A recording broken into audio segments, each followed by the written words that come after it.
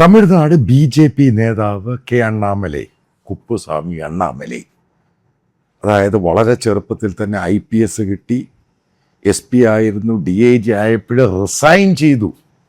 വളരെ ചെറുപ്പത്തിൽ ഏറ്റവും മിടുക്കനായ വിദ്യാർത്ഥി, IIT, അത് കഴിഞ്ഞ് ഇൻസ്റ്റിറ്റ്യൂട്ട് ഓഫ് മാനേജ്മെൻറ്റ് ലക്നൗ, നല്ല പെർസെൻറ്റേജും മാർക്ക് കിട്ടിയ ചെറുപ്പക്കാർ, 41-42 വയസ്സ്. ചെറുപ്പത്തിൽ അതൊക്കെ വിട്ടിട്ട് വീണ്ടും കൃഷിയിലോട്ട് വന്നു. 2017 റിസൈൻ ചെയ്ത് കർണാടക കേഡർ അണ്ണാമലൈ.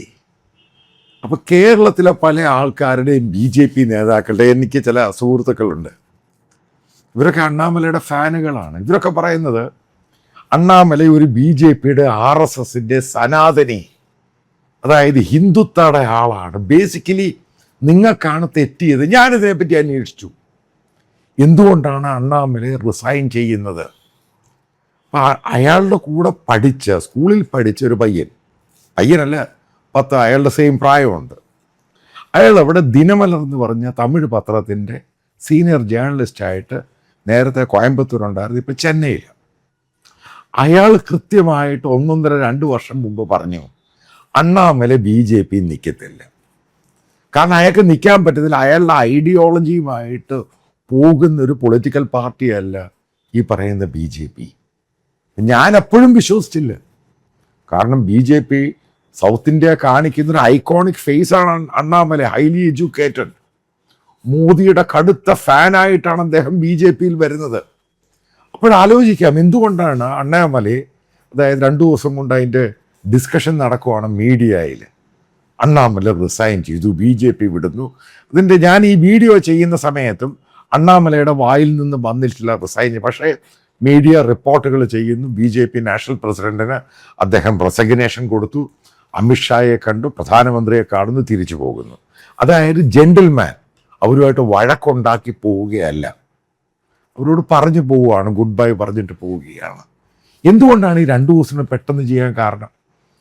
അതായത് മന്ത്രിസഭ അഴിച്ചു പണിയുമ്പോൾ അണ്ണാമലയ്ക്ക് രാജ്യസഭാ സീറ്റും, അതായത് യൂണിയൻ ക്യാബിനറ്റ് മിനിസ്ട്രിയിൽ, അതായത് മിനിസ്റ്റർ ഫോർ സ്റ്റേറ്റും ഈ BJP ഓഫർ ചെയ്തു. അതും പുള്ളിക്ക് വേണ്ട. അപ്പം അതിനുശേഷം അത് ഇല്ലാതെ പോകുന്നു എന്ന് പറയും, അത് കിട്ടായിട്ടാ പോകുന്നു എന്ന് പറയും. പക്ഷെ അതല്ല അതിൻ്റെ കാരണം. അങ്ങനെ വരണ്ട. കാരണം സ്ഥാനത്തിന് വേണ്ടിയല്ല അയാൾ വന്നത്. അത് കാണിക്കാൻ വേണ്ടിയാണ് ഈ മന്ത്രിസഭ അഴിച്ചുപണിക്ക് മുമ്പ് BJPയിൽ നിന്ന് റിസൈൻ ചെയ്ത് അണ്ണാമലൈ തിരിച്ച്, അതായത് തമിഴ്നാട് രാഷ്ട്രീയത്തിലാണെങ്കിലും ഫോറത്തിലാണെങ്കിലും അദ്ദേഹം ആക്റ്റീവ് ആകാൻ പോകുന്നു. എന്തുകൊണ്ടാണ് പ്രശ്നം?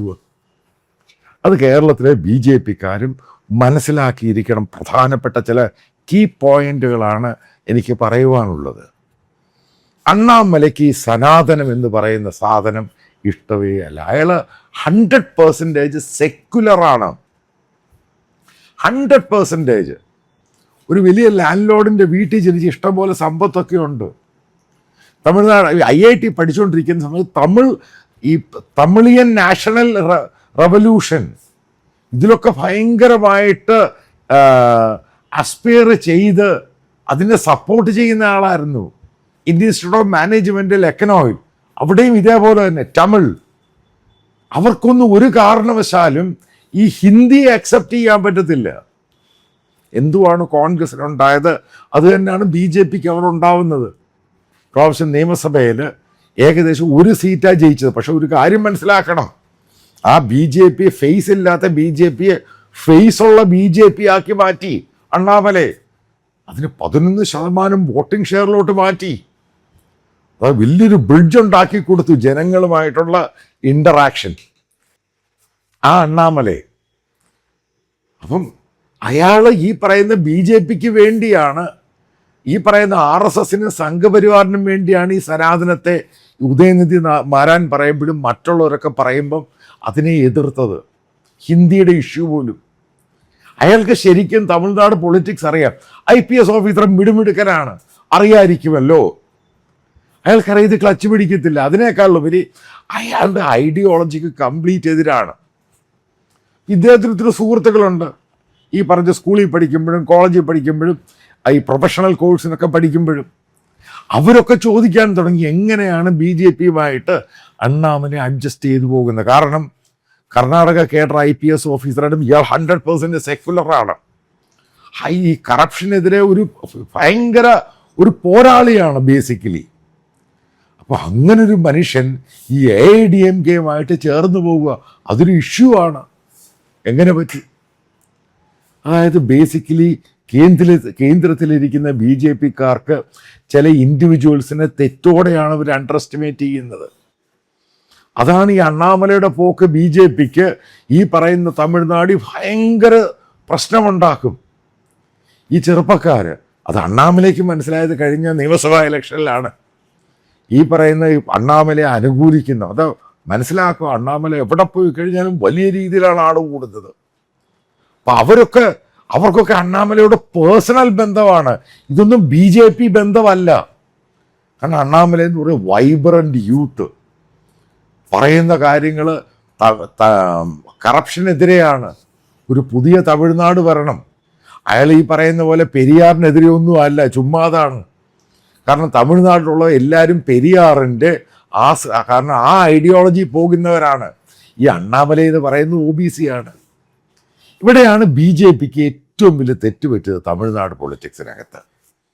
കാരണം ഈ സനാതനവും ഹിന്ദുത്വം പൊക്കി പിടിച്ചു കഴിഞ്ഞാൽ അവിടെയുള്ള എല്ലാ ക്ലാസ്സിനും, ബാക്ക്വേർഡ് ക്ലാസ്സിനും കൃത്യമായിട്ടറിയാം സനാതനം എന്തുവാണെന്ന്.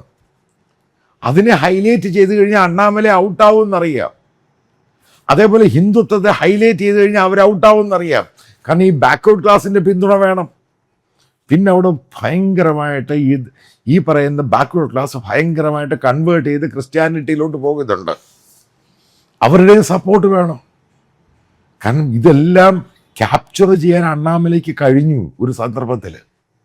പക്ഷെ അദ്ദേഹം BJPയിൽ വന്ന് BJPക്ക് വേണ്ടി പല പ്രവർത്തനങ്ങളും സ്റ്റേറ്റ്മെൻറ്റും ചെയ്തു കഴിഞ്ഞപ്പോൾ അയാളുടെ അടുത്ത ഫ്രണ്ട്സും അങ്ങനെയുള്ള ഒരു വലിയൊരു ചെറുപ്പക്കാരുടെ ഒരു ഐക്കോണിക് ഫിഗർ അതിന് പ്രശ്നമുണ്ടായി. കാരണം അവർക്കൊരു വലിയ വാക്കുവാണ് ഈ സംഭവം.